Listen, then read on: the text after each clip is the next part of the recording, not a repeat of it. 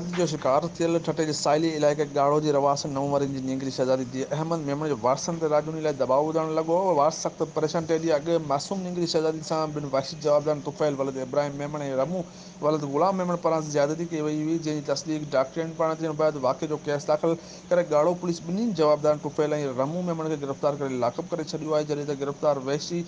जवाबदारनि खे छॾाइण लाइ ॻाढ़ो शहर जे 62 शख़्सियतनि पारां मुतासिर नींगरी जे वारसनि ते राजूनी दबाउ लाइ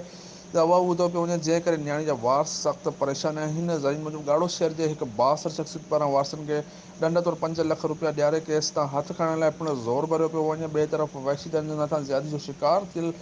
नींगरी जे पीउ अहमद मेमण ऐं ॿियनि मकली प्रेस क्लब में सहाफ़ियुनि सां ॻाल्हाईंदे चयो त साणनि वॾी नानसाबी कई वई आहे। हिननि जवाबदारनि जी गिरफ़्तारी ख़िलाफ़ जवाबदारनि खे सख़्तु सज़ा ॾियारण जो मुतालबो कनि जवाबदारनि सां को बि ठार न करण जो वचन वरिजायो आहे।